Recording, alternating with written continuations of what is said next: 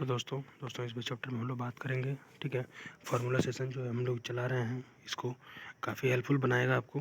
ठीक है, तो देखो प्रोबेबिलिटी की बात करी जा रही है। तो प्रोबेबिलिटी क्या होता है कि occurrence of an event. Correct. तो प्रोबेबिलिटी जो होती है number of favourable outcome upon total number of outcome होती है। ठीक है, पहली चीज़ ये। अच्छा, इसमें अगर हम बात करें प्रोबेबिलिटी मैक्सिमम कितनी होती है तो 1 होगी, और मिनिमम कितनी होगी तो 0 होगी। ठीक, इसके बाउंड्री के बाहर नहीं जाएगा। अच्छा, पी ऑफ ई अगर जीरो है यानी प्रोबेबिलिटी किसी इवेंट की जीरो है तो उसको इम्पॉसिबल इवेंट बोलते हैं। अगर पॉसिबल प्रोबेबिलिटी इवेंट की किसी श्योर इवेंट है, ठीक है, तो उसकी प्रोबेबिलिटी 1 होगी। ठीक। अच्छा, अगर आप बात करो कि प्रोबेबिलिटी ऑफ इवेंट ई है तो नॉन नॉन जैसे प्रोबेबिलिटी जो अकरेंस की अगर इवेंट की ई है तो नॉन अकरेंस की क्या होगी, P of not E means. तो अगर हम यहाँ से एक रिजल्ट लिख सकते हैं कि अगर हमको P of not E find करना हो तो हम क्या करेंगे, 1 minus P of E means probability of occurring of event, हम ई को माइनस कर दें। तो हम यहाँ से फार्मूला देख सकते हैं कि किसी भी इवेंट की जो भी टोटल ऑल प्रोबेबिलिटीज़ होंगी उनकी जो सम होगा वो कितना होगा, 1 होगा। करेक्ट। कभी भी प्रोबेबिलिटी निगेटिव नहीं होती है। तो ऐसे क्वेश्चन आपको दिए जाते हैं कि चेक करो कि which one is the possible of the probability, या फिर विच इज़ नॉट पॉसिबल। तो जो निगेटिव या फिर जो मोर देन 1 होगा वो सब गलत हो जाएगा। ठीक है। अच्छा, यहाँ पे हम लोग बात करते हैं सैम्पल स्पेस की। सैम्पल स्पेस देखो जनरल सी बात है, आपको अभी नहीं समझ में आएगा क्योंकि ये जो टॉप टर्म है सैम्पल स्पेस का वो 11th से समझाया जाता है आपको। तो 10th में सब आप इतना समझो कि जो सैम्पल स्पेस है मीन्स टोटल कलेक्शन है किसी भी इवेंट की। ठीक है।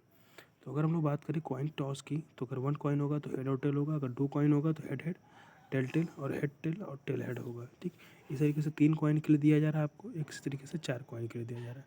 तो एक जनरल फार्मूला अगर आपको पता चल जाए कि कॉइन की total number of possible events कितनी होंगी तो बड़ा आसान होगा आपके लिए। तो देखो आप, अगर आपके पास 2 कॉइन है तो आप 2 की पावर 2 लगा दो, अगर आपके पास कॉइन 3 है तो 2 की पावर आप 3 लगा दो। ठीक। तो इस तरीके से आपको टोटल नंबर ऑफ इवेंट्स मिल जाएंगे।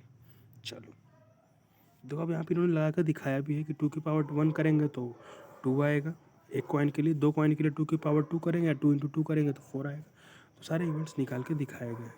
अच्छा, अगर अपने डाइस की बात करें तो डाइस पे देखो आपको नंबर पता होता है 1 से लेकर 6 तक। तो टोटल नंबर ऑफ इवेंट या सैम्पल स्पेस करें तो वो होगा हमारा 6। ठीक है।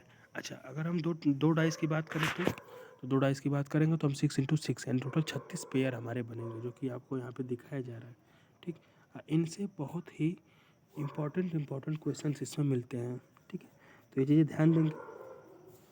जैसे अगर हमसे कहा जाए कि एक डबलेट की बात करें जो पे दोनों नंबर सेम हो, तो देख रहे हो आप डायगोनल एलिमेंट्स जिसमें 1 1 2 2 3 3 4 4 5 5 6 6, ये सारे एलिमेंट सेम है।